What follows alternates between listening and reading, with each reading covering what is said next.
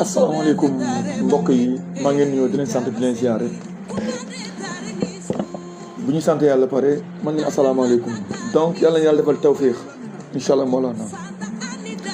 tey yàlla mel nañu aussi gudd fan ak tal ko ak fekkee ko aussi on va parler directement sur les cancers mais comme ni ñu ko waxee rek le grand astrogéomacien Karim Sakho maa ngi koy nuyoo le grand astrogéomacien Mohamed Bachir Aïdara Fourou maa ngi koy nuyoo nee nañu saa booy def émission astrologie gars yi ñu ne waa ji daal amul bàmmeel biir lépp lay wax waa ji daal day wax rek parce que ñoom pour ñoom li ngay wax noonu éveil conscience bu ngay am dans le cadre général day tax souvent nit ñi doo mën a am li nga bëgg tandis que l'astrogéomacien lui pour nit ñi mën ko comprendre il faut que mu teg ay émission ay live di wax ay vidéo pour ñu mën a comprendre pour ñu koy waxee ni xakkilika doon solo pour xel mën a si dugg mën a comprendre parce que sinon boo ñëwee nga ne rat nga ne cochon nga ne chien ñu ñu wedde waaye waa ji moom ndax mbaa saaguñu lan moo tax ñuy teg genre émission jotaay yi pour nit ñi mën si am compréhension pour ñu mën a xam lan la exactement parce que depuis fort longtemps tabiya suuf moo gën tabiya ndox moo gën tabiya safara moo gën tandis que benn tabiya gënul benn tabiya déedéet ñëpp a tolloo luy indi wuute muy danfara moom mooy nekk foo ko amee ascendant foo ko amee jour foo ko amee heure foo ko amee domicile chute rétrograde exaltation xam nga loolu mooy indi wuute les uns les autres n'est-ce pas donc tey lu cancer bi la ñuy wax parce que souvent gars yi ne cancer ndox la waaw dëgg la cancer dafa baax dëgg la mais ci cancer nu mu amee signe bu ne fenkat nu mu amee signe bu ne njaalukat nu mu amee signe bu ne dëkkat dil noonu la amee signe yi yëpp aucun signe ne valent un autre signe mais souvent dañuy jël gannaaw maa ngi leen nuyoo dañuy jël souvent jagleel ko waa scorpion ñu ne scorpion yi sont louches nangam nangam ñu waa gémeaux yi nangam tandis que nit bind ma ne moo Ousmane yow de man da ngaa beral gémeaux yi gémeaux nga défendre ma ne ko man je ne suis pas défendeur de qui que ce soit nu mu amee gémeaux bu baax noonu la amee ab cancer bu bon nu mu amee scorpion bu bon noonu la amee si capricorne bu bon donc aucun signe ne va en aucun signe parce que souvent ce qu'on appelle les égrégores c'est-à-dire ki ñëw koro waxu bu yàgg la mais du dëgg bu yàgg c'est-à-dire wax dañ koy tàmbali ne non parce que souvent y a ce qu'on appelle l'empirisme suñu africains yi dafa bëri trop d'empirisme mooy maanaam dëgg naa ngeer baax na nga tamit ñu ne ngeer baax na kay ñu ne ngeer baax na ba finalement ba ñëpp gëm loolu ngeer daa baax fekk ngeer est-ce que yow boo nekkee tel sur tel ko naa ñu ne wala xëy baax na de tandis que xëy boo nekkee normalement un cancer da nga di éviter sangu ay xëy supposons donc loolu lépp am donc le cancer moom mooy ñu juddu 22 juin ba 22 juillet xam nga donc yeneen année yi sax day dem ba suivant 21 juin ça dépend mais loolu dépendre sur année commune ak année bissextile lay dépendre n'est-ce pas loolu moo tax souvent werante mënul am foofu noonu ñii ne 20 la 21 la 22 juillet la donc en tout cas daal le kër mooy maanaam 22 juin ba 22 juillet mooy cancer lan la cancer ndox la ku nekk cancer automatiquement da ngay ne mooy ndox bu sell ndox bu laab xam nga ndox lay wax moom may méngoo ak Idrissa si Ramli Idrissa set la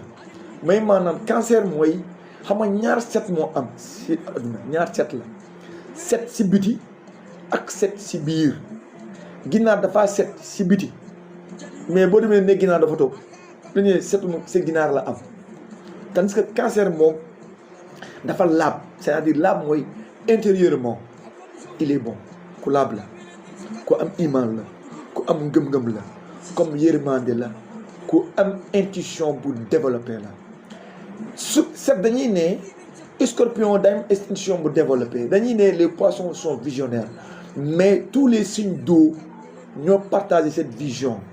mais cancer moom il est guidé par son par son humilité, par sa foi. Comme le Ibn Abaresh, Ibn Rushd, c'est un philosophe arabe et on appelle son nom de Abaresh, mais il s'appelle Ibn Rushd. Il disait que encore, il faut d'abord croire pour comprendre. Cancer, c'est dans la croyance si comme ça, si le gëm di gën a am doole da ngay gëm nit ki après mu lay gën a gindi loolu tax la croyance d'abord dafa ne il faut croire avant de comprendre xam parce que nit ki boo ko gëmee am na nga noo ko bëggee rek ki la mën a wane boppam xam loolu mooy lu am te kenn du ko dindi xam nga donc même si c'est un scientifique ne il faut les sciences se basent sur des faits amul croyance en scientifique mais il y a des faits lu ñuy appuyé pour mën a gëm loolu débat la mais le cancer en intuition surtout cancer bu jigéen xam nga cancer bu jigéen nit da ko war a moytu di ko toroxal nit da ko war a moytu di ko néewal doole nit da ko war a moytu di ko def wax sulu noonu cancer nit ku ne da ko war a moytu parce que ñoom ñooy façon sigi ba c'est-à-dire ñoom ñooy quelqu'un ñuy toog si kër ñoom cancer souvent c'est pas des voyageurs ñoom dans le cadre général am na ay voyageurs nag dañ si ñëw mais cancer dans le cadre général sont pas des voyageurs c'est des personnes qui vont être là après paa bi nekkatu fi ñu gérer la famille après mère bi nekkatu fi ñu gérer la famille après la famille décédée cancer jël ses frères et sœurs à partir de 15 ans sacrifié wu muñu sexe muñu si yére muñu xiif muñu mar muñu jëkkër takk ndigam liggéey pour faire arriver ses frères ay càmmiñam wala ay rakkam cancer dafa gëm famille dafa gëm deret dafa gëm yaay dafa gëm parenté le lien sanguin parce que boo ne kër lien la moo tax en astrologie il y a deux maisons ñuy rivaliser la maison 4 ak la maison 10 xam nga la maison 4 moom mooy la maison le foyer lay wax ou bien la gloire soit da ngay opter pour la famille nga takk jabar fonder famille nga viser le minimum xam nga la juste milieu des choses comme ce que disaient les épicuriens un peu de pain pour manger toi pour dormir ak un peu d'eau pour boire fini mais les choses naturelles et nécessaires mais boo opté pour la gloire c'est le Capricorne da ngay bëgg a yegg si kaw wax am def di conquérir comme César mu doon def la conquête dans les royaumes di conquérir ay royaumes comme ñaari gens suuf rek la ñuy wër alal rek fu alal nekk aca dañ koy wër rek donc mais qu'enquête lui le cancer quant à lui ce qui l'importe c'est d'avoir valeur éthique morale déontologie xam nga c'est des personnes leur moralité est hyper puissant cancer dafa gëm moralité tout ce qui est immoral moom du ko cautionner le moo tax ma ne le cancer même dans la prostitution il garde la moralité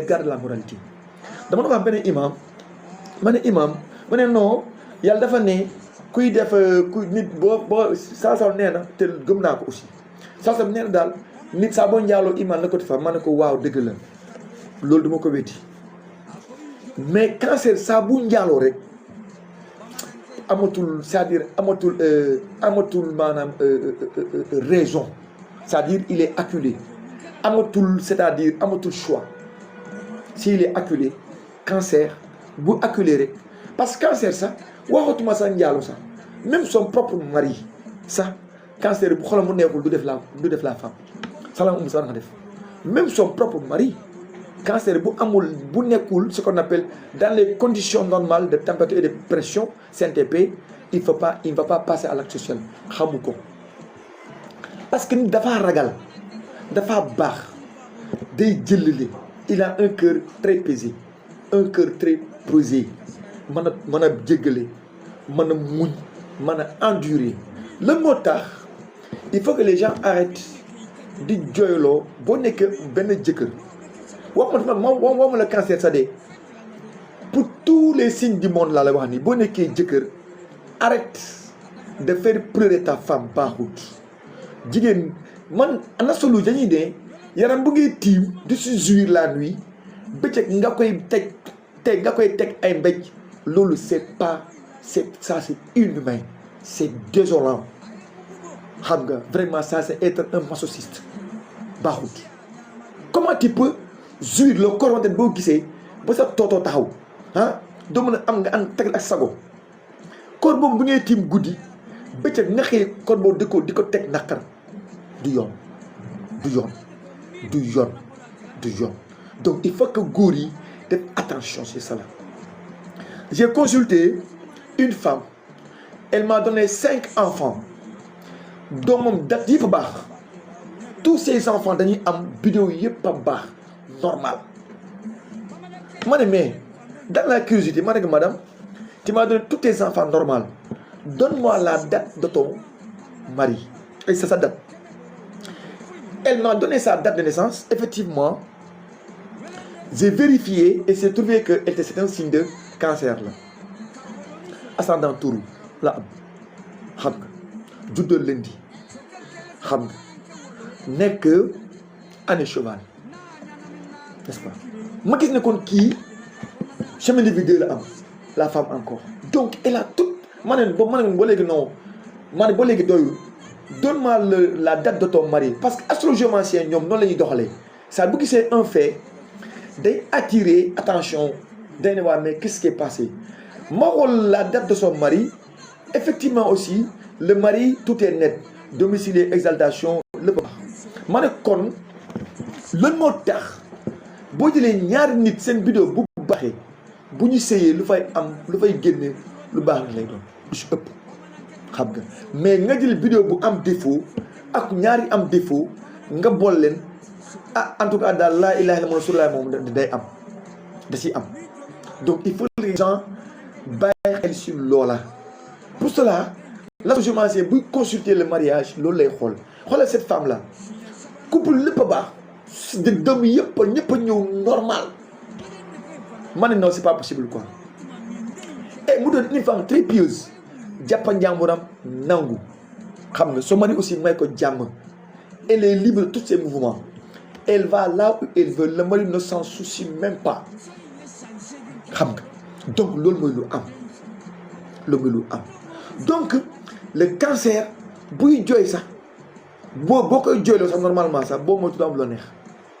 te dañuy naan astrologie le premier marabout góor yàlla ginnaaw sa yaay sa jabar parce que amul jigéen bu bëgg beneen keneen génnal ko jëkkër bëriwul xanaa de mu bañ a mu nekk mu am des conditions mais sinon dans le cas général aucune femme ne souhaiterait son mari bu ñàkk un mari bu ñàkk fulla bu ñàkk fayda bu tekkeewul dara non toute bonne femme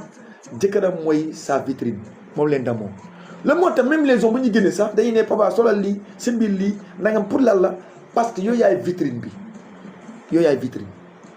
xam nga yaa ma dégg baax donc il faut que les gens se comprennent cela bàyyi kii jëluma la de dama nekk def un thème da ngay déglu boo mënul nga dem wala boo bëggee nga fay ñu si seetal la donc on continue donc le cancer ñu baax lañu n'est-ce pas donc le cancer ils sont bien ba pare ils sont divisés en 3 groupes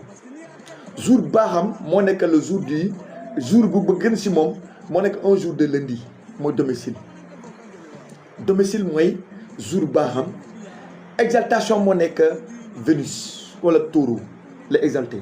cancer bu amee Taureau day exalté bu amee Vénus baax na bu amee lundi aussi non asal bu amee lundi cancer bu amee vendredi day exalté xam nga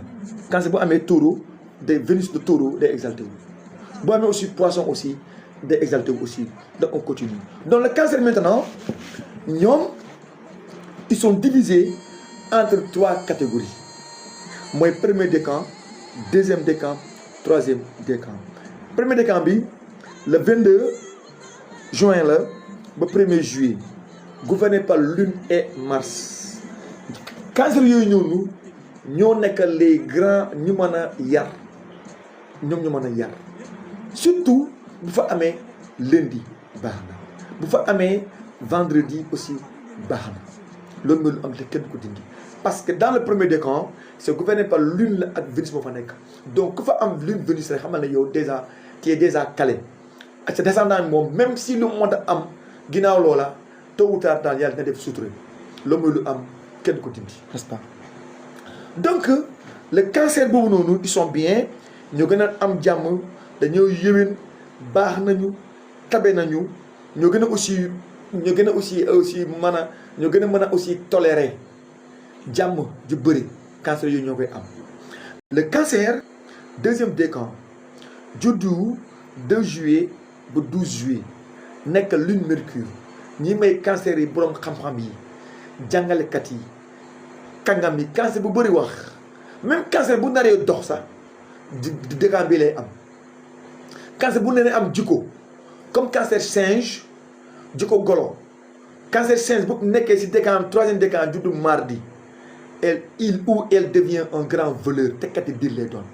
mun na kooku boo kenn bu mu ko jox confier keesu jàkka doo defalu sotti donc la moo tax man dama nangu ñu ne signe bii ñoo baaxul amut déjà xool leen le cancer des décan ne mardi bu amee année change catastrophe kooku ñoom ñoo mën a def des choses louches des choses très louches surtout bu amee un mardi semaine de vie 2 xam nga mu teg si benn ascendant scorpion wala mu teg si benn ascendant capricorne catastrophe wala ascendant gémeaux catastrophe donc loolu moo tax rawante bi mu ngi si ascendant yi mu ngi si jour yi mu ngi si date yi mu ngi si lépp si loolu la nekk mais sinon le signe en question kese lépp a baax gémeaux yëpp a baax tout le monde est bien mais jour mooy ñëw déformé xam nga koo gis ndugg képp ku dem ndugg dangaa bëgg togg lu neex léegi nag ab ginnaaw ndugg nag lu ginnaaw nag togg bi lu si am façon toggin bi moo koy wutale kii ni mu koy xoromee kii ni mu koy jimbowee kii ni mu koy pobaree loolu mooy après jour yi ngay am mois yi ngay am ingrédients yi ngay am ñu lay composé ñu lay constitué sa tabia n'est-ce pas donc le cancer bii bu jàngee xam-xam ay boroom xam-xam la ñu c'est des grands universitaires c'est des grands études diine c'est des grands théologiens c'est des grands écrivains c'est des grands conférenciers kii tey bu doon jàngalee diine mu doon conférence di waarate il est impeccable il est puissant loolu moo am kenn ku dindi parce que mercure bi da koy yombalal wax parce que cancer souvent ñoom bëri ñu wax cancer daa mën a bàyyi daa mën a bëggul sax même bu jógee si mbooloo sa cancer il peut se mettre à l'écart quoi abi moso quoi c'est-à-dire day nekk di wetu quoi di booru quoi tellement que moom dafa bëri kersa bëggul wax jëm kaw xam nga cancer fu bëri wax rek parce que foofu dafa am jàmm bu amee jàmm rek lay mën a ouvrir xam nga mais sinon dans le cas général cancer c'est pas des gens qui sont très bavards ils sont ak ñu am sutura lu muy dund rarement un cancer jigéen di vilipender saa bu vilipender son mari rek parce que elle n'en peut plus saa bu dem vilipender son mari vilipender son foyer parce que bu waxee intimité am rek parce que mënatu ko supporter loolu mooy le cancer donc ñoom aussi elle a raison à l'extrémité à l'impossibilité l'inattenue donc loolu mooy am le cancer troisième décan mu nekk un cancer gouverné par lune ñii ñoo am vie ñii ñooy les grands visionnaires Sonko fii la bokk ñi laa wax lu ñu mënta wax man dama koy gëm cancer yi waxam parce que ñoom souvent lépp lu ñuy wax seen làmmiñ li si ëpp moo nekk seen biir xol tous les cancers la cancer yu bëri la cancer yu bëri la lu muy wax si xol bi rek si gémmiñ rek looloo nekk si xol bi n'est-ce pas loolu am parce que ils ne savent pas mentir mënuñu ko xamuñ cancer mënul loolu lu mu tax seen wax du neex cancer waxam du neex de boo amee jabaru cancer buy wax ak yow rek biir wax ak yow moo du xool ndax lii neex na la wala naqar na la elle dit les choses telles qu'elles sont amul naafeq boo xam du neex amul cancer naafequl quoi c'est-à-dire elle est originale la moo tax boo nekkee ab góor yàlla may la jabaru cancer da ngay muñ de muñal li mu lay wax yëpp naqar nag weex nag kaani nag xamal ne loolu moo nekk si moom et c'est tout à fait logique aussi mënuñu fen il ne peut pas dissimuler le mensonge mënuñu ko xam nga xanaa mu amee bu amee peut-être dragon tuuti wala mu amee tuuti singe wala amee aussi chèvre ñetti cancer rek ñooy mën a am défaut tuuti le chèvre singe ak dragon mais tous les autres cancers à l'unanimité tous les astrologues ñëpp a ko nangu xam nga ñëpp a ko nangu te kenn du ko dindi donc le cancer troisième décan ñii mën na nekk aussi des grands ñii firi ay gént firikat gént yi mag la ñuy doon parce que cancer nee na en astrologie intuition bi dafa développé parce que moom mooy bidéo sallallahu alayhi wa sallam leur intuition est très développée lu ma tax cancer du may xaalis du bidéo buy may xaalis bidéo ndóol la pauvreté la en tant que richesse ce que la richesse qu'on peut quantifier pauvreté la richesse maintenant en termes de valeur en termes de morale déontologie code de conduite sociale les bienséances foofu noonu elle est hyper riche loolu tax dañuy ne teneen doo ye fantandoolo mooy maanaam bidéo pauvre la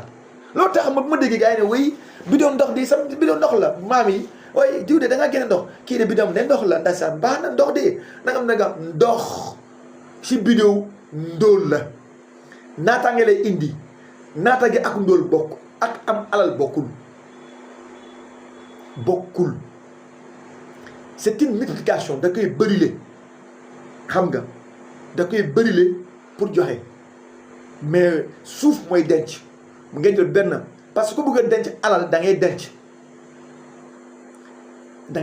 1 2 3 ba nga am milliard xam nga da ngay jënd benn kilo ceeb ngay jënd def ko si cin mu fees ñëpp ñoo lekk dem seen yoon loolu mooy cancer multiplication la day bëri leel naataange lay indi mais naataange mën nga naate amu alal oui mën nga naat amu alal nga xam gars yi baax am benn kër rek am sutura jàmbatoo dara oui loolu moo tax le cancer en soi donc cancer bidéo mandarga ndóol la xam nga mais richesse la en termes de bienséance n'est-ce pas donc le cancer bii boo leen jëlee aussi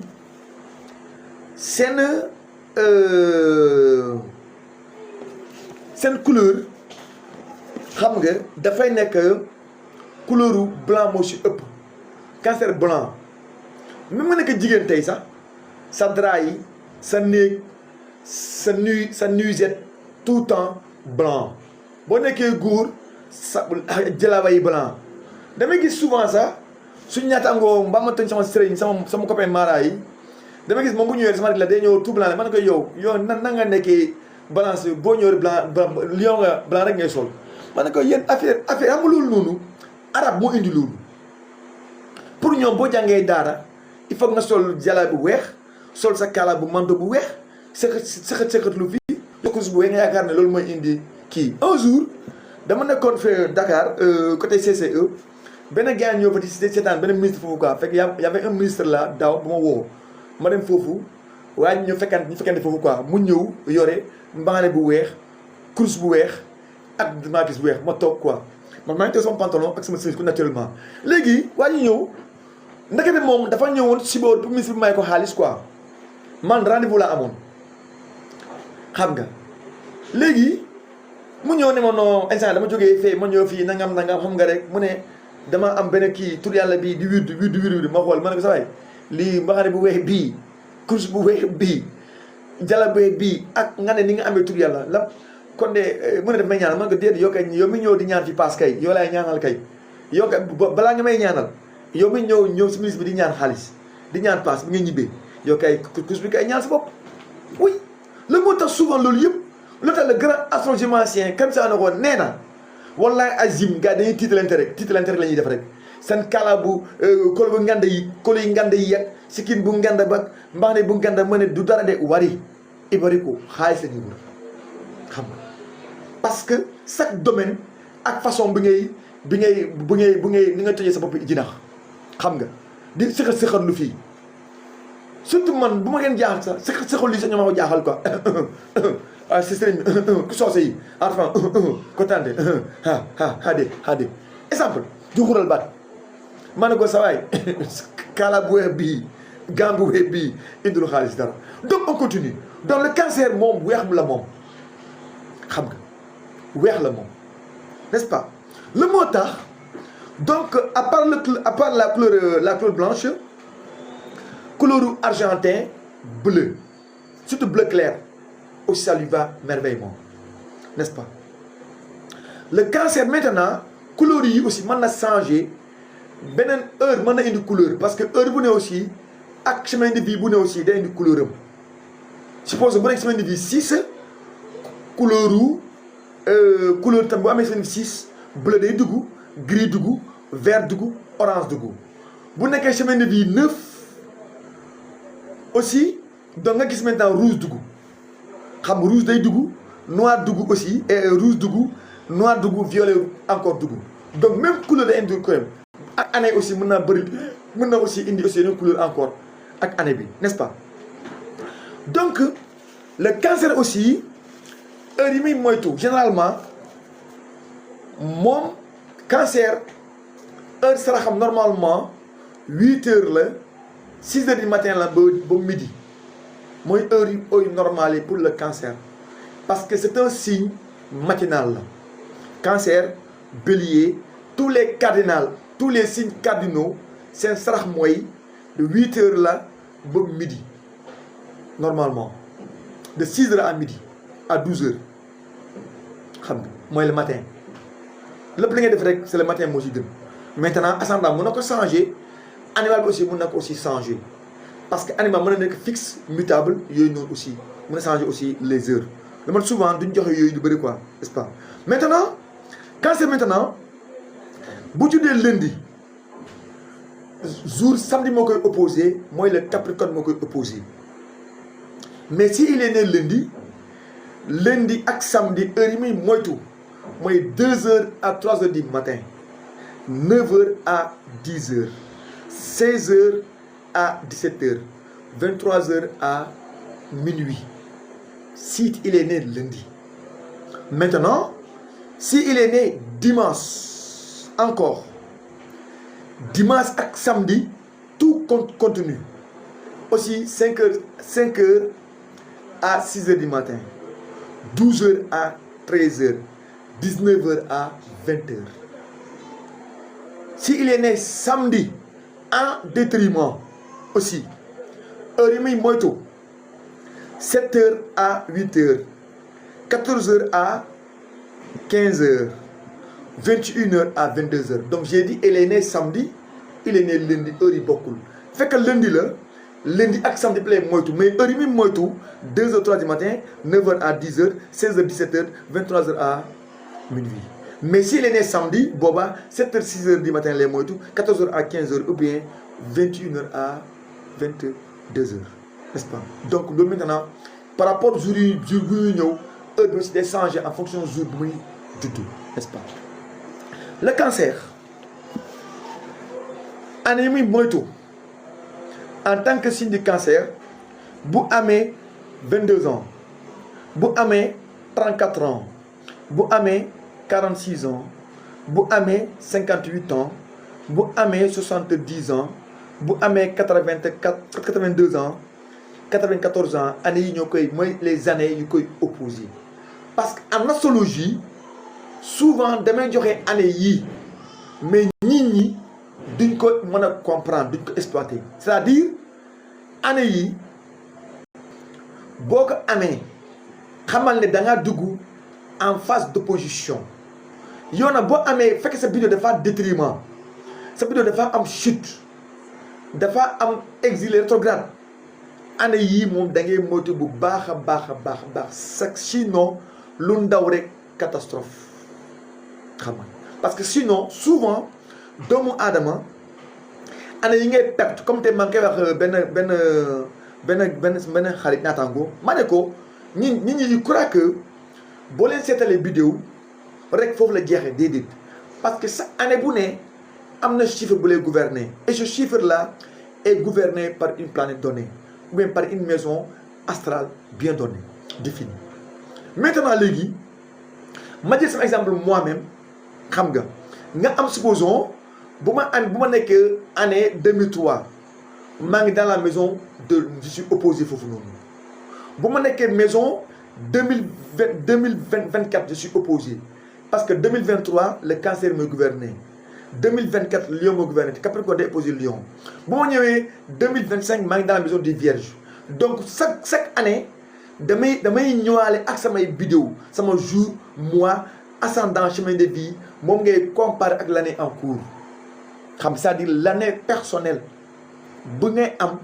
ak maintenant yow maintenant sa année personnelle bi yow nan ngay évoluer lu ma dañu ne année personnelle chaque année personnelle am na information bu muy indi yaa ngi année personnelle boo xamante ne da ngay takk jabar yaa ngi année personnelle boo xamante ne boo fa ubbee budde bi du dem boo fa mariage bi day catastrophe boo fa lebee investir du dem boo fa tukkee nga dee si yoon bi boo fa sàccee nga feeñ comme année personnelle 2 kenn du fa sàcc le 2 il est très bon mais 2 ak dangereux boo nekkee jour personnel 2 ñu ne yaa gën a mun a teg ay njaaloo nga nekk góor moytul seen jour personnel 2 ngeen di fay dem ak seen coro sinon da ngay feeñle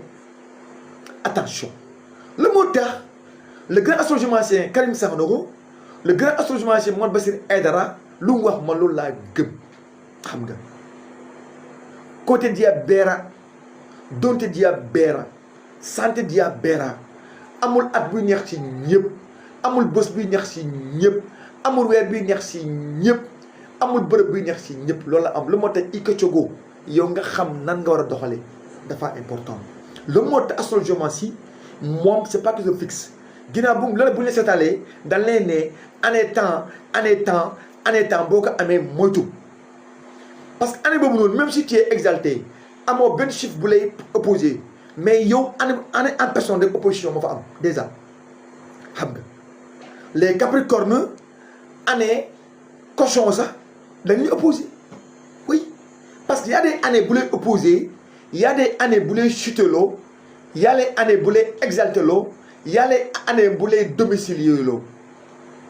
loolu mooy lu am te kenn du ko dindi dégg ngeen nekk ak nit ngeen sàcc moom ngeen ñi jëppa yeen ñaar yëpp ñu bàyyi ko yow ñu tëj la te ngeen ne pourtant lu ma def waaj loolu def mais pourquoi waaj ñu baal ko parce que il est dans une année exaltée il est dans une année xam te ne bu koy mën a nangam n'est-ce pas xam nga loolu mooy lu am te kenn du ko dindi n'est-ce pas donc en astrologie donc le cancer donc 10 ans 22 ans 34 ans 46 ans 58 70 82 ans 94 ans seen année d'opposition la xam nga ñoom dama leen yokkal seen année de chute leur année de chute mooy nekk bu ñu amee 20 ans année chute nga nekk wóorul ci yow moytu 22 ans année chute la ci yow 44 ans année chute la ci yow 56 ans année chute la ci yow 68 ans année chute la ci yow 80 ans année chute la ci yow année yi accident direct la mort année yi nga dugg ci année yi lépp nii mais këccëgoo don saa boo ne pars c'est catastrophe la da ngay daanu day indi parce que année chute c'est les acquis perdus ngay am bu fees lakk bu jeex tàkk nga ne fan lay jëm xam nga première fois ma koy joxee en live directement donc le cancer année chutam je répète bu amee 20 ans na moytu bu amee 32 ans et 32 ans 44 ans 60 oui 56 ans 68 ans 80 92. Donc il faut les gens fassent très attention. xam nga ñi ñëpp ko am tout le monde en a. cancer am na bosam, bilee bi am na bosam, lion bi am na bosam, le vierge am na bosam, ñëpp ko am. Sauf peut-être le Gémeaux moo amul, Gémeaux amul année chute, Gémeaux amul, poisson tamit amul, ak beneen bi encore ban encore Gémeaux, poisson, il y a un troisième encore. Bobby dem na. Donc on continue. Gémeaux amul, Gémeaux daa amul année chute, Gémeaux amul année chute, poisson amul, n'est-ce pas? Donc on continue. Sagittaire, voilà. Avec le Sagittaire aussi amul année chute encore. Exact, merci, n'est-ce pas? Mais sinon tous les autres en ont. Xam nga le Verseau aussi. Maintenant le Cancer yan année ñoo koy exalté loo année bu koy exalté loo moo nekk Cancer bii xam nga bu amee 14 ans année bu baax la si moom année exalté la 26 ans foofu il est au summum lu mu laal yàlla mu def barke 38 ans xayrun 50 ans xayrun 62 xayrun 74 xayrun 86 c'est des années exaltées année bi moom lu ndaw rek affaire bi tàkk na mu ne waaye man nu mu demee ren daal damay buub rek donc bu amee 26 ans yooyu noonu année yi boo ko amee loo pousse rek day dem parce que bureau ba fay gouverner dalay boster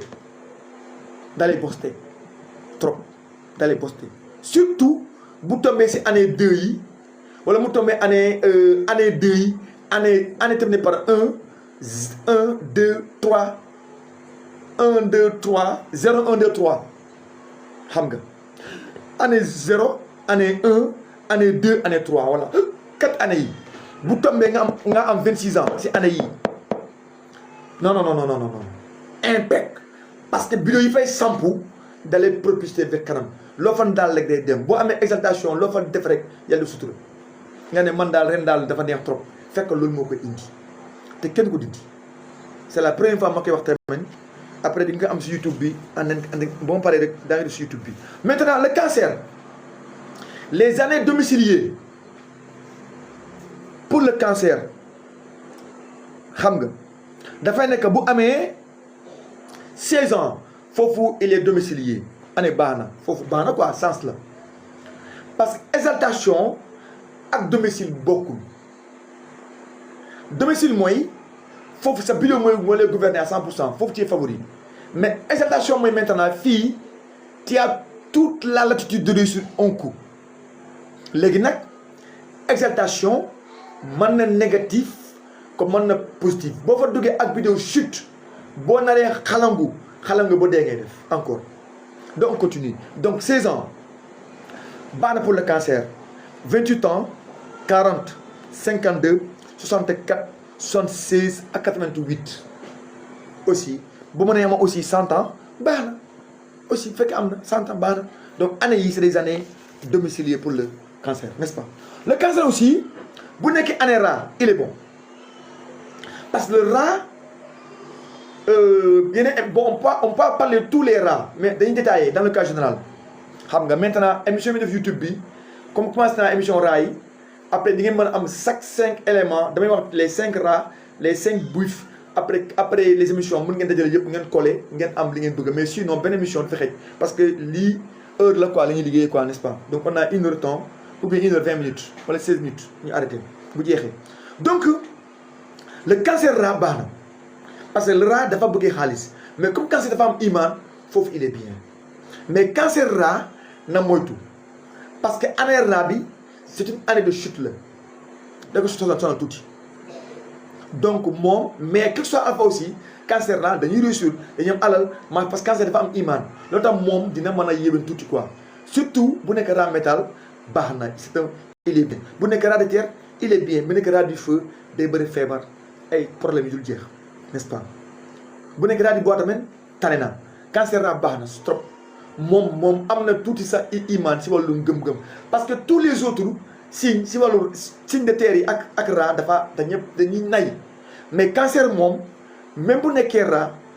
mun na jàppale famille am mun problème moom amul problème boobu noonu ñoom ils sont plus susceptibles d'aider les gens aussi parce que raa bi maintenant iman cancer bi moom mooy ñëw changer maintenant la mentalité du rat à être gourmand du point de vue xaalis. Le cancer buffle baax na mais ils sont très égoïstes ñoom seen doom seen jëkkër point final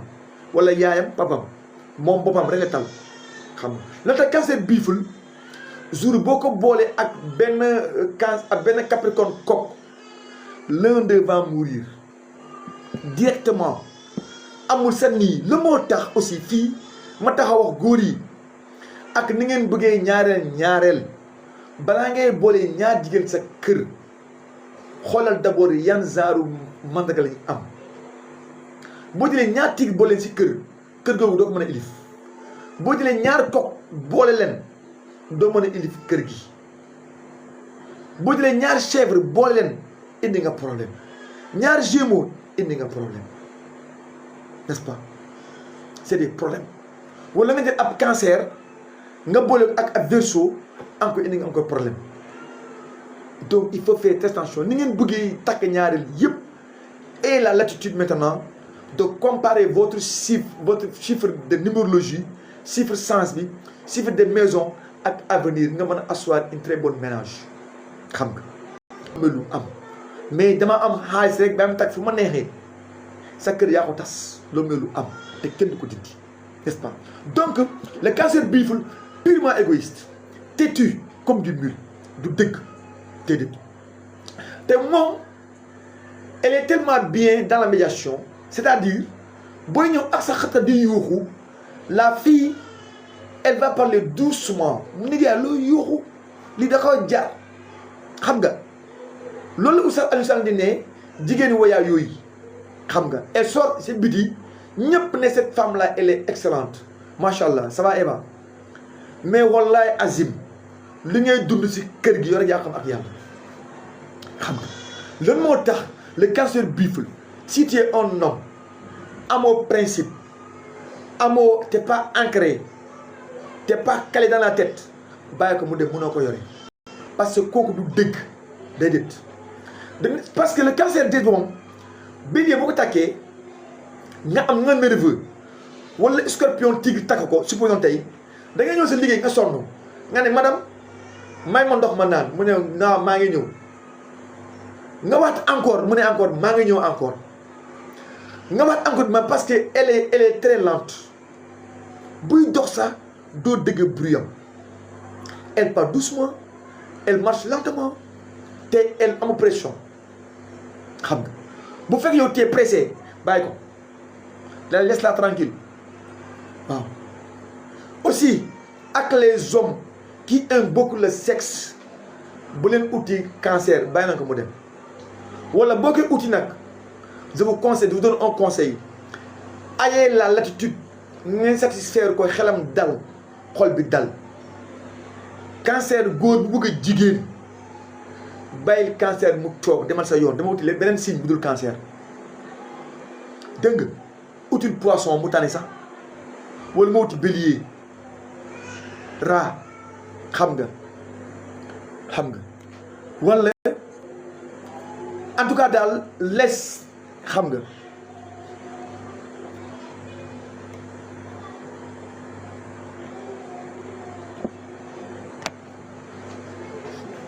yaa ngi gis da nga koy bàyyi tranquillement donc cancer bu nekkee góor biiful travailleur la liggéeykat la borom kër la ku man boppam la aussi c'est quelqu'un qui va beaucoup aimer sa famille qui va les encadrer mu am aussi day téye njaboot day téye famille mais cancer biiful bu mu tukki waru ko c'est pas un voyageur loolu mooy lu am parce que cancer dans le cas général sax c'est pas des voyageurs ñoom dañuy toog ci kër gi perpétuer aada bi ak cosaan bi continuer ci loolu paa bi dem na paa bi dee na toogal ci kër frère yi dem nga toog gérer kër gi cancer noonu lay doxalee cancer biiful ci boppam bu voyager tey bu moytul bon moytu bu defal attention s'il n'a pas des signes très très solides un jour viendra dañuy def quête pour rapatrier ko si dëkkam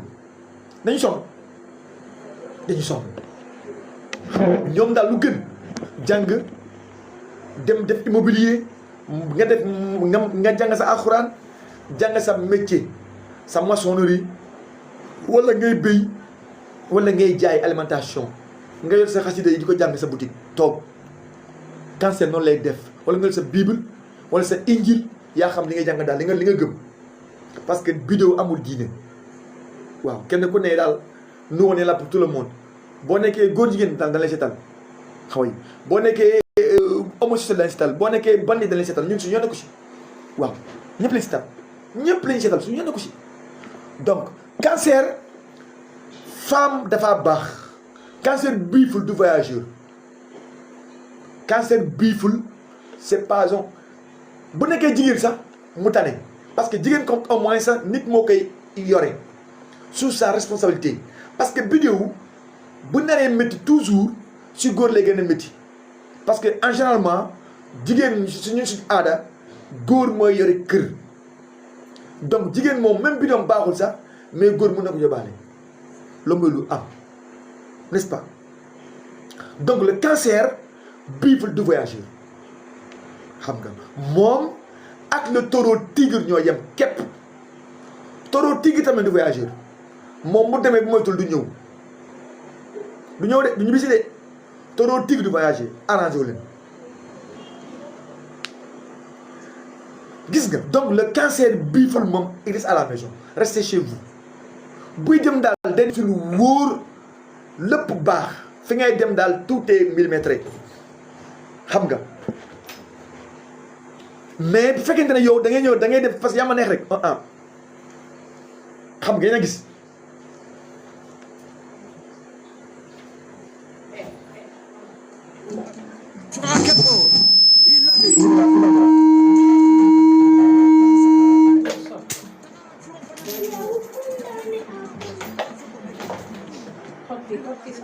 donc le cancer maintenant aussi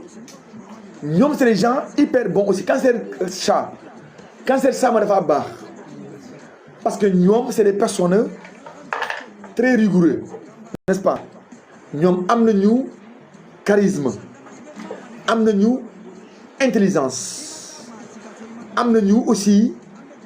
c'est des gens te ne ñoom c'est des cracks les cancers parce que boobaa le cancer boobu noonu il est né dans sa propre maison il est favori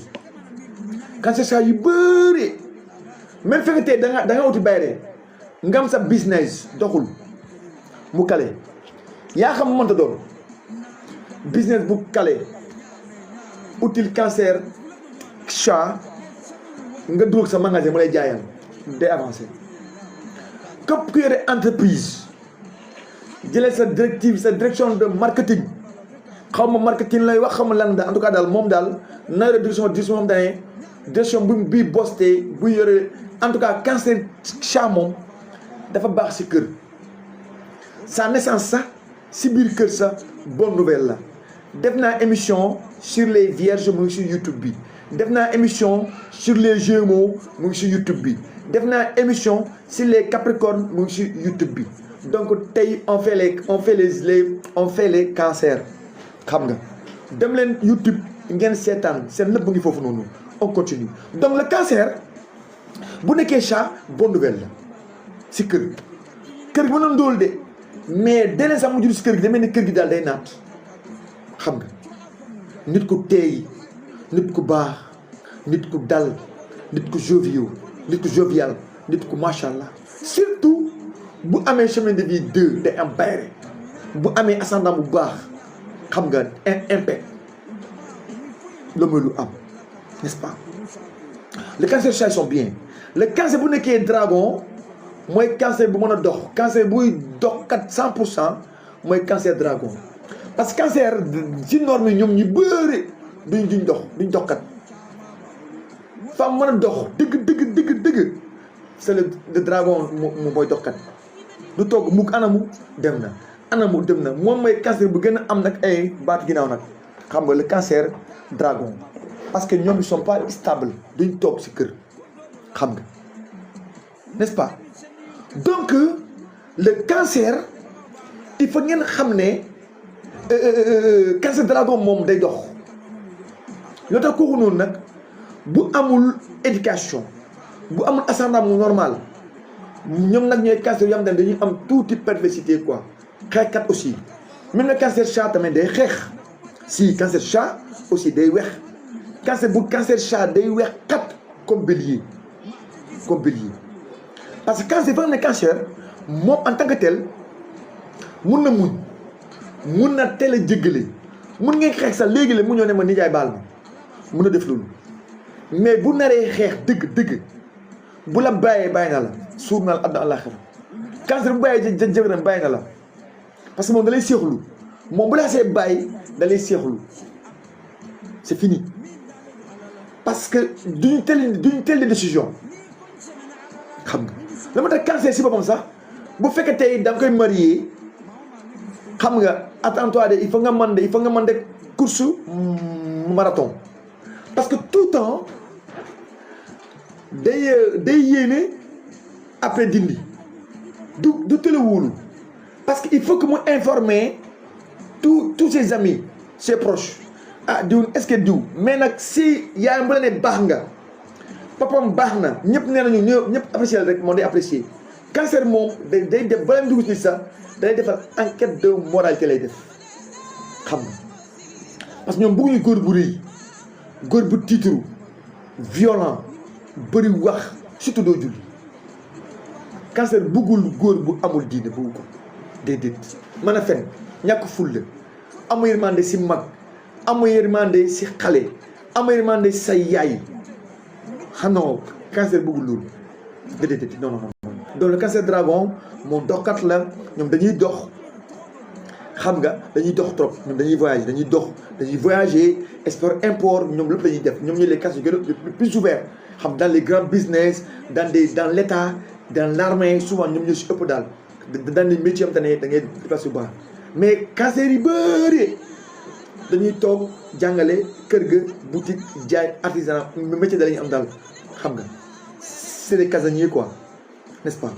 le cancer serpent il est bien encore kooku baax na parce que cancer nee naa la intuition développée la dafa am bàmmeelu biir cancer c'est pas quelqu'un buy jéebaane ses proches dafa am bàmmeelu biir te dafa bëgg góor bu am bàmmeelu biir xam nga lu mu bañ gàcce lan moo tax cancer pour mu njaaloo day métti parce que il va dire que oui est-ce que si je me donne à cet homme-là est-ce que suba bu naree wax j'aurai un mot à dire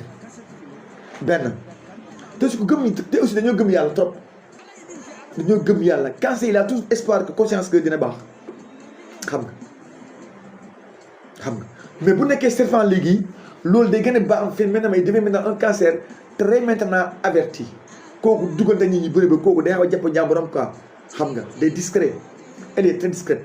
souvent tu la vois comme ça du dugg suñu yore na ko aussi xam parce que cancer moom xamal ne moom signe bu mu am rek toujours da koy amaale ak imaanam ak ngëmam ak mën a baale mën a jéggale ak aussi mën a muñ am bàmmeelu biir sell diine valeur lépp macha allah encore n'est-ce pas le cancer maintenant encore bu nekkee cheval foofu day naïve xam nga parce que le cancer buffle wala le cancer cheval ñaar ñii ku si am ascendant taureau lundi semaine de vie 2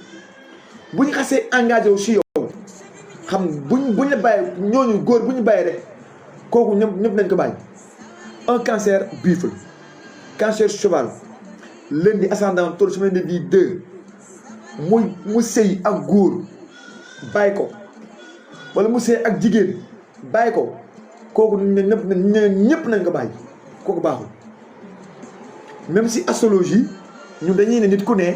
sa signe moo lay guider xam nga parce que en astrologie tout le monde est bien ñun loolu la ñuy wax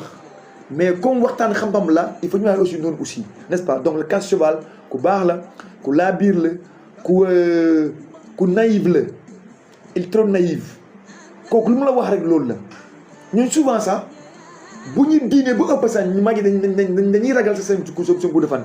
parce que ils sont très appréciés du quartier cancer cheval très appréciés du quartier xam nga très appréciés mais ñoom aussi ñooy gën a am problème mariage aussi parce que cancer si cancer yi yëpp ñu si ëpp si ñoom dañuy am problème de mariage dañ koy am ay mariage bu gàll parce que le cancer elle ne s'engage pas vite dans le mariage mu nekk góor mbaa jigéen parce que leur décision est influençable par les parents par les proches n'est-ce pas lu moo tax ñoom cancer sëyam day yéex trop parce que quelque xamante ne du bëgg nga détaché day am yërmande si këram famille am lu moo tax moom pour mu détacher de la maison day métti donc il faut mu xool un lieu sécurisé mu gis ne waa ji daal am na ay valeurs yu ko incarné quoi kii mën na maa yor ak samay njaboot parce que moom tout son souci mooy est-ce que je serai très bien pris en charge avec ma famille avec mes enfants c'est le problème lu moo tax cancer jigéen surtout cancer jigéen yaayam dafa am trop poids chez moom trop boo bëggee mu bay la rek saagal ndeyam par nation cancer jigéen nga saaga yaayam non c'est fini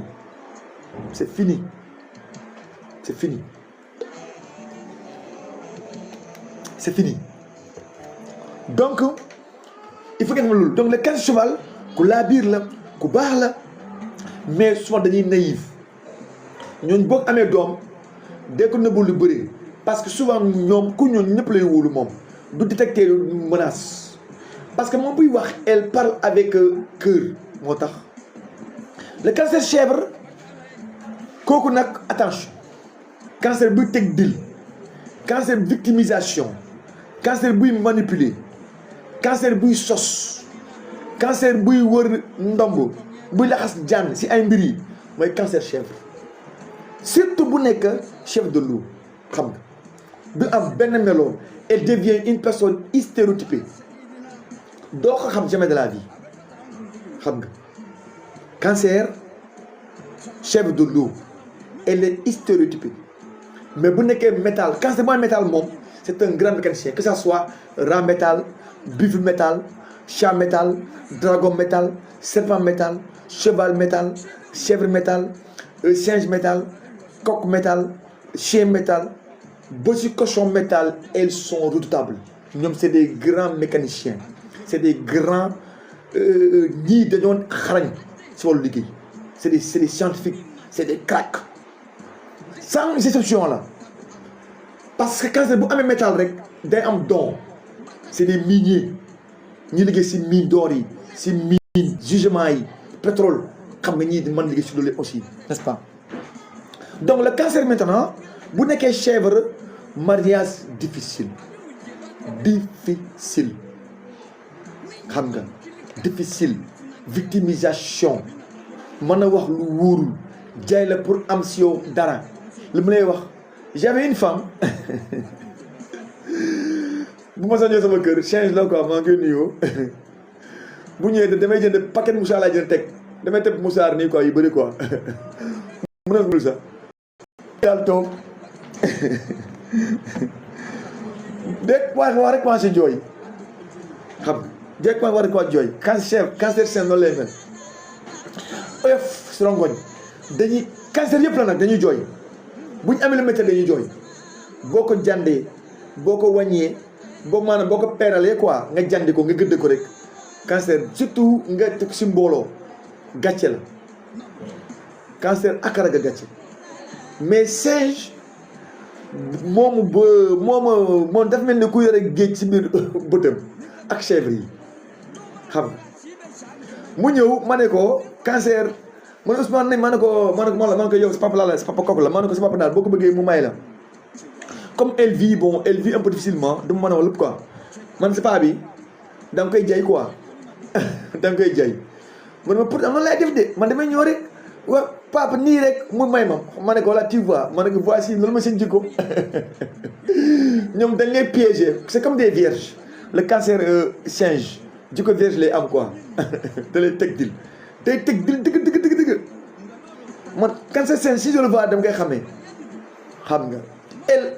day muur de visage très innocent parce que cancer boo xoolee en astrologie physique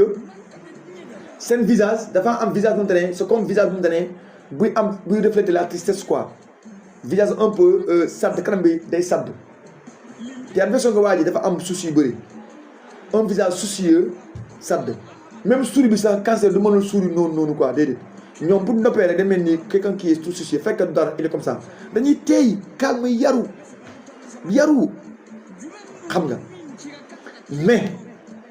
le cancer chèvre cancer singe moytu xam nga singe sax moo tax ne chèvre bi parce que singe sax moom dafa rusé moom mun na am mariage sax mais chèvre moom mariage bu difficile la xam nga te ñu ëpp si ñoom sax dañuy divorcé cancer yi bëri chèvre dañuy am divorce yu bëri parce que les hommes ont du mal à les comprendre xam nga da ngay def dara pare nga bëgg a wax mu ëpp laa lamañ sosal la finalement yow doo ko mën a supporter bu ñëwee toog si pencu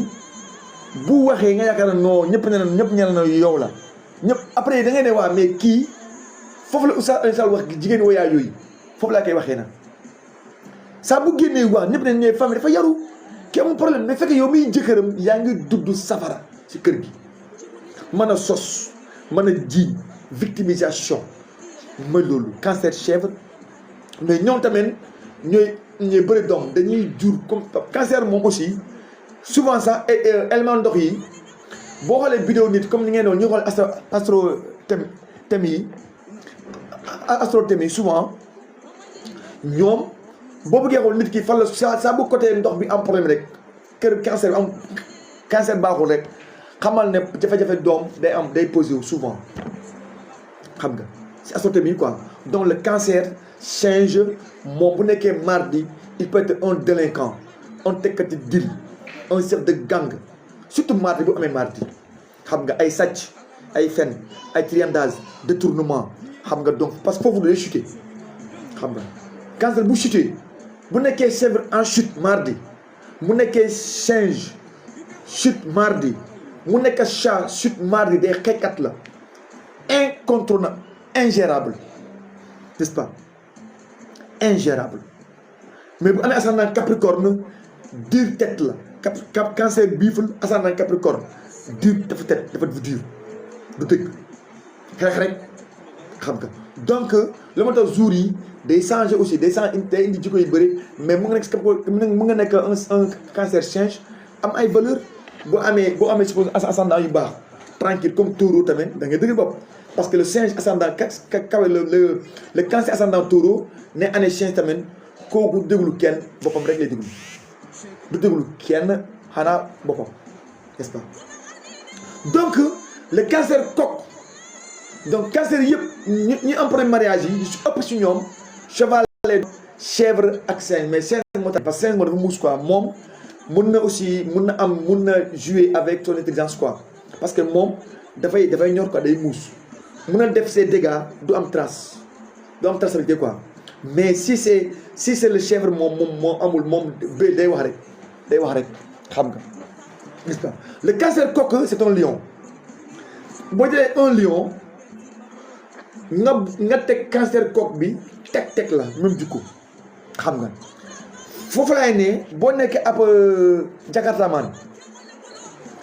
yàlla may la ay client cancer coq du am xaalis un jakartaman yàlla may la client boo ñu may gis sama copain yi may gis nii ñoom lay tooñ fii jakartaman yi ma lay tooñ cancer coq boo leen amee client doo am xaalis de parce que day ñëw sama grand sama na nga def parce que dañoo mën nit c'est comme le buffle elle a un ton vraiment très calme Kati yow gis nga madame nu mel buffle la gis nañu waxee buffle noonu lay mel buy wax nga yaakaar ne kii voix kii la quoi amul kii doo dégg lu muy wax sax boo nekk à 1 mètre doo dégg lu muy wax xam nga parce que noonu lay may quand fait bis buy wax ndànk lay waxee yoo xam ne madame nu mel ci laa ko ne noonu lay mel donc cancer coq tamit noonu lay mel cancer coq tamit c'est-à-dire moom noonu lay mel c'est-à-dire dafa mën nit day ñëw ne grand ça va na nga def xam nga def la dalay politique bu am lu mu bëgg n'est-ce pas xam nga cancer coq ñoom aussi sont très bien ñu baax lañu ñu yëwén lañu ñu mën a solo lañu ñu mën a tiitaru aussi ñoom ñooy wane aussi cancer buy gën a wanewu buy gën a tiitaru di jaayu mooy cancer coq rek mooy wanewu sinon tous les cancers yi yëpp elles ont un profil bas singe sax chèvre peut-être mais chèvre ci boobu sax kii na quoi mais muus na quoi xam nga n'est-ce pas tu vois donc le cancer coq noonu lay mel moom dañuy wanewu dañu mën a gis dañu mën a tiitaru nangam comme ça xam nga cancer coq sont bien aussi dañu am place dañuy diri c'est des DG dañu am xaalis c'est des grands richards mais bu ñu eggee si coq vie am yombut aussi coq vie am yombut c'est quelqu'un qui peut travailler teg entreprise am mu casé ñëpp ñu delloo ñu war ko coq ma def loolu boo nekkee élément coq dama lay conseiller boutique di ko investir say wax ma de bidéo wax ma diine de wax ma diine bidéo laa wax bu fekkee da ngay dimbali nit dimbal ko te yàlla tax mais coq bëriwul li ngay dimbali nit ñu dal la ko bëriwul et ce noonu la may dem donc le cancer bu nekkee chien góor bu ne man war naa jabar bu baax awma fenn tout homme toute femme nga ne dangaa bëgg jëkkër te yàlla tax jëkkër ju baax sonn nga gisatoo jëkkër ju baax yow na nga am jëkkër ju baax rek demal uti cancer chien je crois que il fait partie des meilleurs en mariage des meilleurs en amitié si lépp c'est le meilleur bokkul ak benn si parce que dans l'astrologie deux maisons sont plus loyales mooy le cheval ak le chien cancer cheval dafa loyal mais elle va vivre beaucoup de trahison xam nga le thème aujourd'hui c'est les cancers n'est-ce pas donc le cancer chien dafa baax kii bu fekkee tey da nga ko takk tey nga dem léegi-léegi def accident nga handicapé femme bi bii laay dale mu nekk xale bu 18 ans day toog sëy bi dem uti baara ñi di la dundal ba saabu yàlla jël la du la mas a wor cancer chien du wor kenn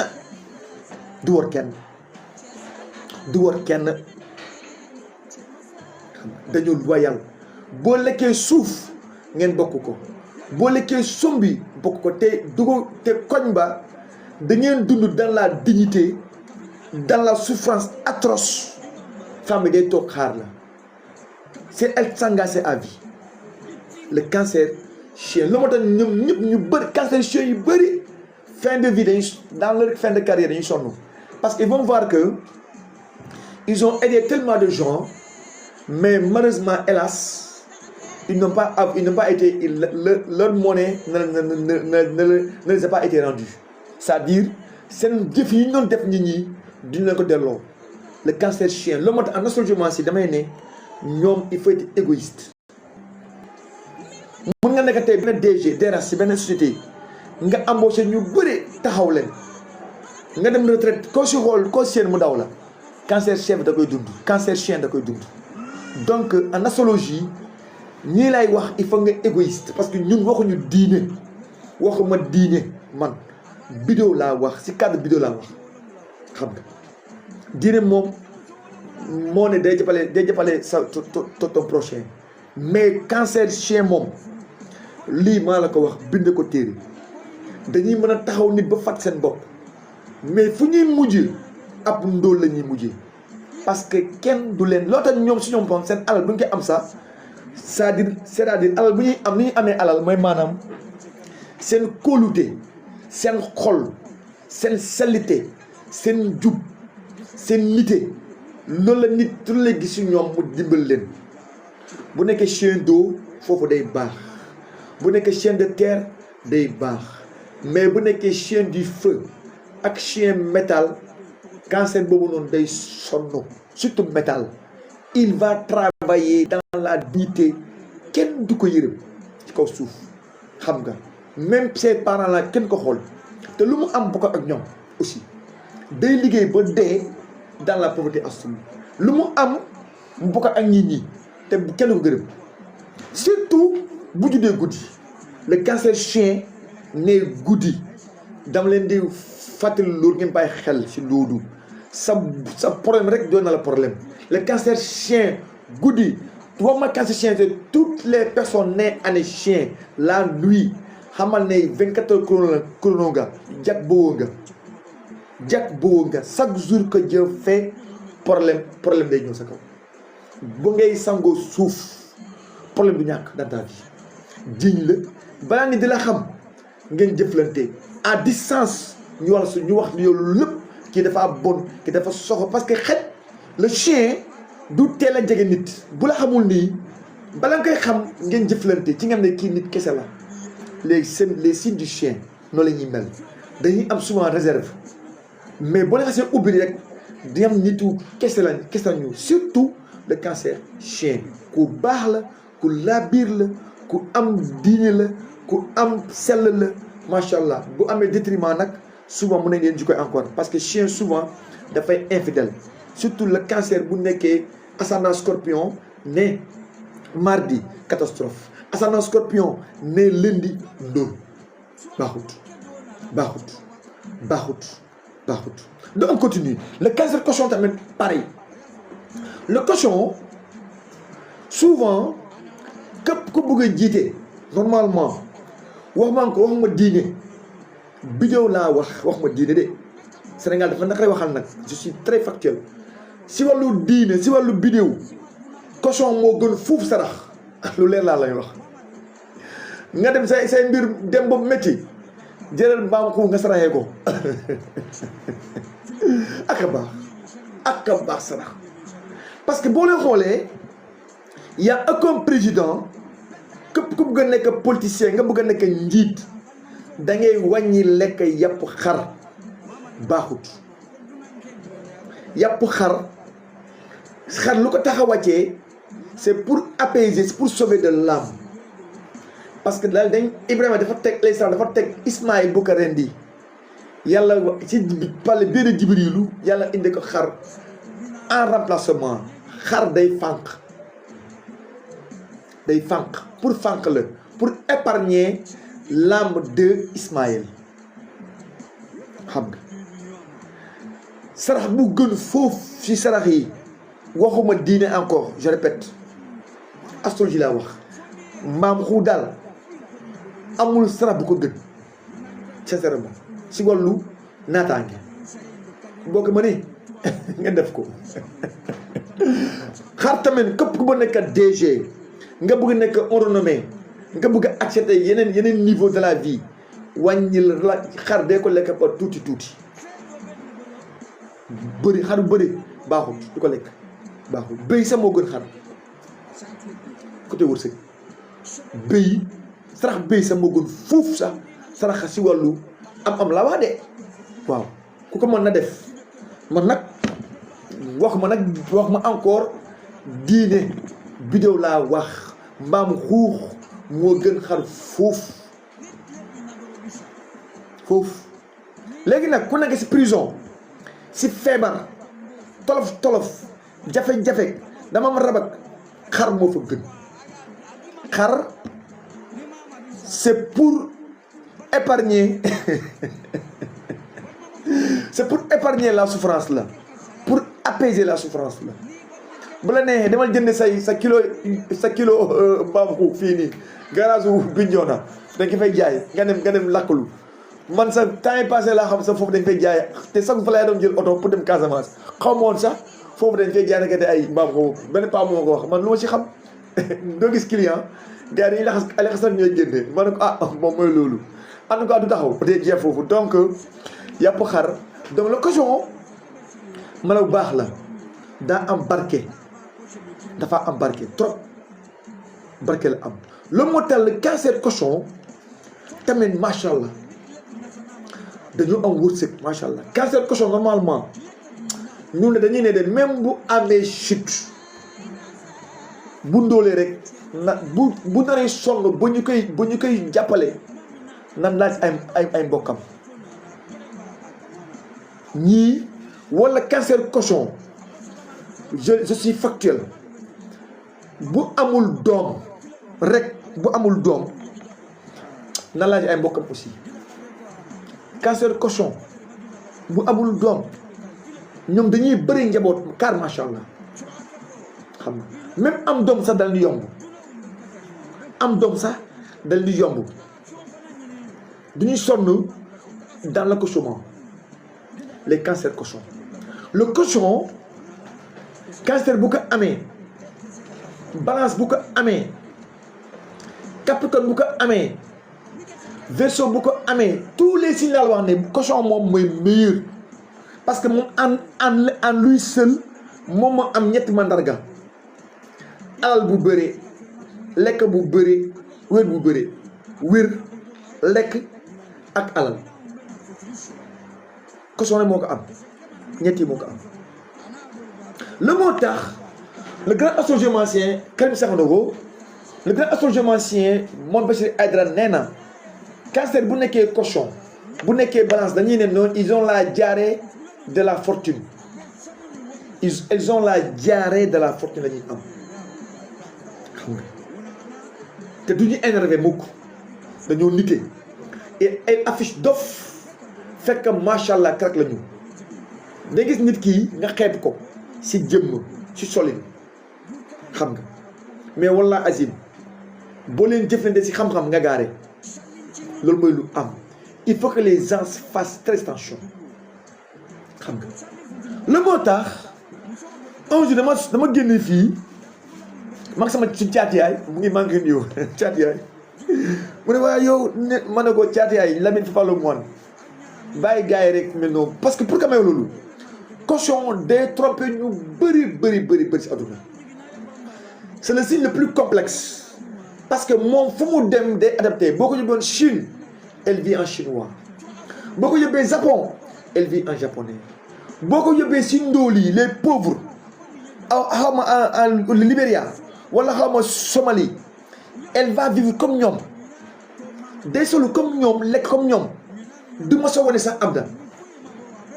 ngeen xool ngeen xeeb ko attention à vous loolu moo tax il faut arrêter de juger les autres arrêter de juger les gens ne day bàyyi di arrêter de juger le moo tax l'empirisme selon ñoom David Hume ñoom dañuy ne empirisme bi dafa gën mais kan nu wax laa gëm kan dafa ne même si le déterminisme ñoom Baruch Spinoza ñoom Descartes lu ñu wax que il faut tout est déterminé il faut des faits nangam mais aussi empirisme damay xam-xam nangu naa ko parce que des fois pour xam ne ndox bi dafa weex wala dafa suukar daf ngay ñam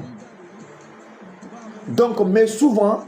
Afrique fii suñu xam-xam yi bëri sa empirique gis naa nit rek ma jàppee ko noonu du noonu bidéo kenn kan dooni don ani dowutaan dooni don c'est-à-dire Cheikh Amar nga xool nu mu tuutee nii goro balaa yu koy topp lan la du biti si c'est doole taxul mu ilif leen de doole taxul mu ilif leen déedéet Viviane Ndour dafa gàtt ndaama la ñi koy topp garde corps yi du doole moo tax mu ilif leen mi yaa gisee noonu xam nga xoolal Messi waaj bu koy le manis bu koy garder nu mu mel doole taxul mu ilif leen donc loolu moo tax nit war attention xoolal Messi ak ndaama ak gàttaayam bi ak tuuteyam bi le gars bu koy garder ak costaud très aguerri maris 100% te Messi moo ko jox ay ordre le moo tax Karim nee na il faut que les gens arrêtent de juger les gens avec l'habillement ak l'apparence est toujours et souvent et trop même trompeuse xam nga donc les gens font attention les capricornes les cancers cochon nag ñoom dañoo am alal mais moom luy défaut boo naree maanaam tukki dem supposons Chine xam nga xamal ne saa su ne merci la reine saa su ne moom day bëgg a ñibbi këram xool waa famille am moom lay wax ne bu fekkee da nga koo takk fekkee seen kër yi ñoo dendoo mun na sóor ci mu tay ceeb bi day waxtaane kër yaayam cancer cochon muy calculer ban heure na ceeb bi di suus mu daw ñëw sóoru demal encore tor di baaral dem te kër toog encore yaayam encore comme tout le temps elle a envie de voir ses parents le cancer cochon xam nga loolu mooy seen problème nag loolu tax ñoom voyage sax arrangé leen bu fu ñu mën a dem daal tous ans Sénégal mu ngi dans la famille et le cochon c'est l'un des signes les plus meilleurs en astrologie man quand je le vois dama koy xam yaram day suur cochon du xiibon déedéet loolu moo tax année cochon lekk day am naat léppay naataange day bëri année cochon naataange mooy am day taw ndox day am lekk day am nit ñi dañuy belli macha allah quoi année cochon rek moo am loolu n'est-ce pas moo am loolu mooy en 2031 bi seen la àndee ngeen bàyyi si xel day taw bu bëri day naat macha allah 2031 te kenn du ko dindi kenn du ko dindi n'est-ce pas donc on continue donc ba léegi les cancer bi baax na cancer maintenant ascendant gën en ascendant nee na ascendant yi souvent boo ne cancer signe féminin la ça da nga def donc normalement bu amee ascendant masculin moo gën ci moom bu amee gémeaux bu amee bélier bu fekkee di ko chute la bu amee lion bu amee balance bu amee sagittaire ak bu am verseau ñoo gën ci moom souvent xam nga parce que ascendant masculin boo gis masculin moom mooy indi moom mooy indi souvent ay opposition féminin mooy indi ay problème dans le cancer bu nekk ascendant taureau ne lundi loolu day indi jafe-jafe sëyam soit day sëy ñu koy maltraité du dem xam nga elle est trop faible day faible du am doole bu amee ascendant vierge tamit noonu day sonn encore bu amee ascendant scorpion tamit foofu day chuter parce que scorpion da ko chuter loo scorpion chute en scorpion la mardi chute en descendant la n'est-ce pas donc hier dama def émission fii ma ne boo amee ascendant chute ndóol la indi jasku na nga def ça ndóol lay indi le cancer supposons bu nekkee supposons ascendant balance ne mercredi ndóol la parce que ascendant dafa chuté ascendant chute moom ndóol lay indi ascendant en détriment la wax ascendant en détriment ndóol lay indi parce que cancer ne ascendant balance ne mardi ascendant en détriment la mandarga ndóol lay indi n'est-ce pas donc le cancer bi maintenant ascendant yi souvent masculin moo gën ci ñoom maintenant nag à des millimètres près Gémeaux baax na ci moom même Capricorne bi sax Capricorne da koy opposé mais tare na ci moom Verseau baax na trop sax mais Taureau moo gën foofu parce que Taureau moo ko exalté loo quoi Balance aussi impec encore balance moom balance aussi 100% da koy favoriser vendredi aussi balance ci moom trop mercredi aussi baax na si moom mercredi da koy may waxtaan day ubbeeku mën a exprimer wu mën a jovial xam nga mais dimanche aussi baax na si moom trop dimanche aussi da koy may dimanche tamit day am force parce que cancer moom bu ñu am chemin de vie aussi chemin de vie 1 moo ko arrangé 1 3 5 7 ak 9 ñoo ko arrangé mais 9 aussi par rapport année bi aussi mën na indi ay divorce dans sa vie Capricorne cancer bu nekkee année cochon année chèvre année singe chemin de vie 9 arrangé ko foofu noonu donc loolu tamit day changé en fonction année yi ak ascendant yi xam nga mu nekk ascendant gémeaux chemin de vie 9 année singe baaxul ascendant gémeaux année tigre 9 aussi baaxul tamit n'est-ce pas donc ascendant yi ak chemin de vie aussi mën na changer aussi la combinaison aussi n'est-ce pas le cancer maintenant aussi boo jëlee aussi pierres yi xam nga de 0 degré on vient vite il est 1h30 donc de 0 degré à 5 degrés mooy di 22 au 27 juin cancer pierre boo nekk moldavite xam nga la moldavite mooy seen pierre léegi maintenant parce que pierre yi y a 2 entités moo am bu 3 entités mais 2 la ñuy liggéey pour l'instant l'heure venue on va parler troisième dañ ci wax après troisième bi mais jotagul physique bi est gouverné par la moldavite ñoom ñëpp les personnes nées le 22 le 23 le 24 le 25 le 26 ba le 27 juin ñoom ñëpp seen pierre moldavite la des cancers. Maintenant boo indee pierre buy gouverner les émotions foofu day changer parce que maintenant boo jëlee le 22 moldavite baax na ci moom le 23 aussi malachite lay takk le 26 calcédoine le 24 fluorite violette le 25 pyrite te pyrite moom mooy pierre buy dox essentiellement sur la xaalis, n'est-ce pas? Le 27 aussi fluorite verte encore. Donc je reprends le 22 en dehors les pierres physiques bi mooy maanaam moldavite toutes les personnes nées du 22 ak 27 ñoom ñëpp seen pierre moldavite la en ensemble. Léegi boo ñëwee di point de vue boo ko ñëwee par séquence maintenant nga ñëw maintenant le 22 juin moldavite, le 23 malachite, le 26 calcédoine, le 24 fluorite violette, le 25 pyrite, le 27 fluorite verte, n'est-ce pas? Maintenant ba léegi maintenant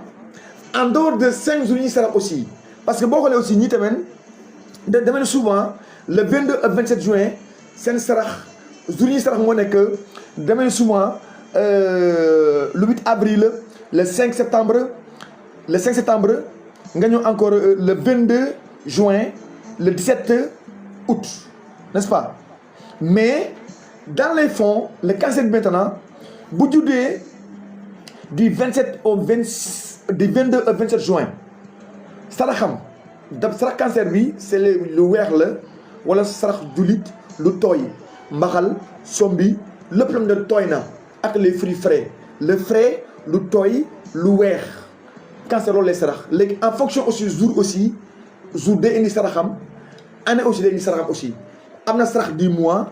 saraxu année xam nga ak saraxu jour même beneen sarax sam tamit am na kat yi xam na ko, n'est-ce pas? Donc on continue léegi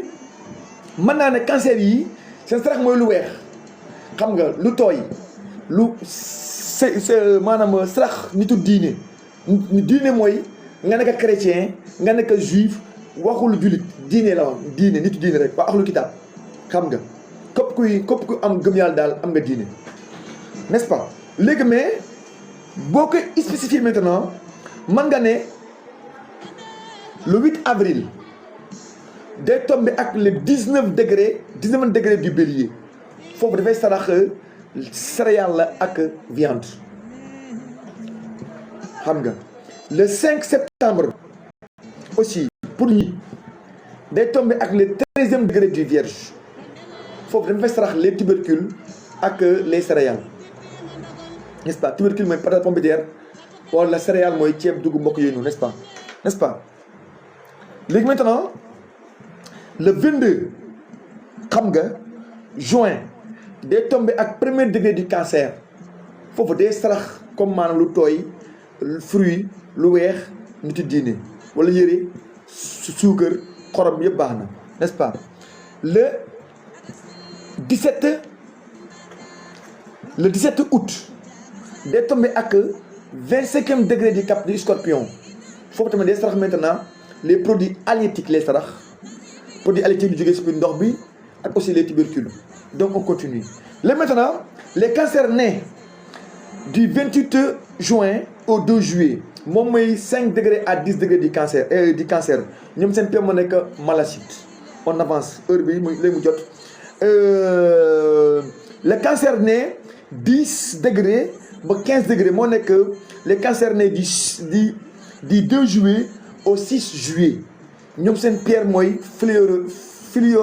fluorite violette, n'est-ce pas? Les cancers nés 15 degrés ba 20 degrés moo ma nekk diggante le 7 ba 13 juillet seen pierre moo nekk pyrite dañ takk te pyrite bokk na pierre buy joxe maanaam alal. Il fait l'un des pierres l'un des meilleures pierres xam nga le pyrite pierre bu baax la parce que am na ay propriété parce que boo xoolee en lithothérapie da nga gis ne pirite bi l'œil du taureau turquoise bi ak citrine souvent ñu ngi utiliser ñenn ñi aussi lapis lazuli tamit dañ ko utiliser parce que pirite maanaam day joxe day parce que pirite bi parce que nit ki pour nga réussir il faut nga nekk dans des conditions normales c'est-à-dire day joxe extra day tax sa mémoire day baax xam nga day stimuler les facultés intellectuelles pour nit mën a vraiment gis mu leer xam nga pirite bi noonu lay def si nit ba pare xam nga te aussi day renforcer aussi la circulation aussi du sang xam nga donc boo demee aussi en matière de si côté spirituel bi aussi day permettre maintenant de comprendre l'alliance c'est-à-dire day tax yow dalay mettre dans des dalay may maanaam de renforcer sa confiance en soi l'engagement dalay réconforter ou quoi dalay fortifier c'est comme si nga jël vitamine C ngay football wala nga tux sa yamba di football wala nga jël drogue dalay dopee quoi parce que fer yi mu am la quoi moo tax donc pirite dafa baax trop loolu moo tax c'est pirite bi essentiellement moom mooy unique pierre buy dox si alal képp jeex na am beneen parce que œil du taureau protection la ak abondance turquoise bi même chose la citrine bi tamit même chose la mais pirite moom essentiellement day xam loolu rek kese lay dox xam nga ubbeeku n'est-ce pas donc les cancers nés 20 degrés ba 25 degrés ñoom nee nekk li 13 au 17 juillet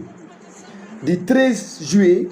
ba 17 juillet seen pierre moo nekk calcédoine léegi nag pierre yi xam nga fee boo xoolee di 22 au 27 juin jox naa peut-être lu ëpp 6 pierres 8 pierres mais damay résumer quoi parce qu'on peut tout donner aussi bu la loolu di fi jógee aussi n'est-ce pas donc cancer yi 17 juin 13 juin 14 juin 15 16 17 seen pierre moo nekk le calcédoine daa bleu n'est-ce pas donc 25 degrés ba 30 degrés ñoom seen pierre moo nekk ñoom ñoo judd le 18 au 23 juillet seen kii moo nekk fluorite verte léegi nag foofu tamit boo jëlee maintenant ñu jotee le 18 juillet en dehors de la fluorite verte am nañ encore pierre bu tudd tourmaline noire mun na takk aussi le 19 juillet mën na takk aussi le péridot le 20 juillet mën na takk ambre jaune dafa jaune le 21 ak le 22 juillet ñoom dañuy mën nañ takk aussi jaspe vert aussi maintenant toujours mën a cancer bi seen sarax dafa nekk lu weex la lu fruit bu tooy ak lu tooy daal fruit ak ñam bu tooy xam nga même mbaxal saalum daxin ñiiri bu naa lépp baax na laax sombi pomme banana tout ce qui est frais xam nga mais ñoom aussi en dehors de ça am nañ encore 5 jours encore dans l'année moo nekk le 13 avril le 10 septembre le 31 janvier le 27 juin ak le 11 novembre léegi ñoom le 13 avril day tombé ak 24e degré du bélier ñambu dañuy saf foofu noonu mën na trak aussi yàpp ak ceeb yàpp wala viande ak céréales n'est-ce pas le 10 septembre aussi les tubercules ak les céréales le 31 janvier les fruits mën na sax ay fruits le 27 aussi juin mën na sax aussi ñam bu tooy ñam ju weex ak lu weex lu tooy ainsi de suite xam nga le 11 novembre aussi les produits halieutiques jën yooyu noonu ak ceeb ak cere aussi jën ak les tubercules jën pataas pomme de terre yooyu noonu sax aussi donc en grosso modo lii mooy li ñu mën a jox pour les cancers donc ñoom seen bac lam xaalis moom cancer moom aussi lam xaalis cancer ñoom moom 100% jaaro xaalis mais bu juddee mardi bokku ci bu juddee samedi bokku ci encore cancer mardi ak cancer samedi du takk jaaru xaalis xam mais sinon tous les autres cancers xaalis mi wax ne yow takk la ma xaalis de nangam de kër maa la ñu wax yëpp seul le cancer est habilité à takk la ma xaalis 100% ak le poisson kese mais scorpion sax day moytu la ma xaalis ak le capricorne n'est-ce pas ak même le bélier day moytu xaalis tuuti quoi donc c'est comme ça donc cancer bi en grosso modo nit yi baax la ñu mais maintenant bu amee chute day indi comme supposons mu nekk un cancer ascendant capricorne ne supposons jeudi xam nga foofu noonu parce que les capricornes day chuter en jeudi aussi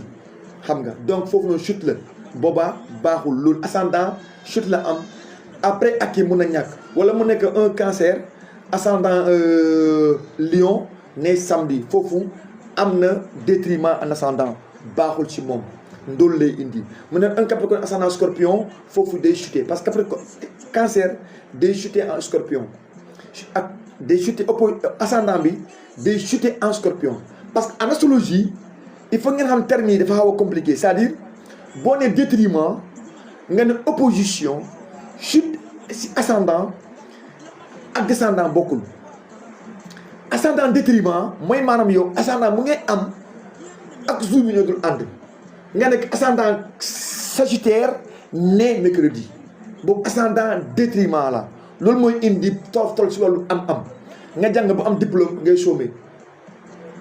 toute ta vie moom mooy ascendant détriment léegi ascendant chute loolu moom da ngay dem ba yaakaar ne tout est bien nga jëkki-jëkki rek perdre lépp c'est fini boutique bi lakk wala ñu rapatrier ñu nga dem beneen nga dem Europe rek fat sa identité gars yi paqueté la rek sànni la fii nga perdre lépp chute ascendant en chute c'est-à-dire nga nekk supposons un bélier né samedi ascendant supposons taureau xam nga boobu détriment la direct boobu chute la ascendant boobu bélier am na chute il est chute parce que am na chute samedi parce que il faut ngeen xool nee naa la il y a 26 samedi buy chuteloo le bélier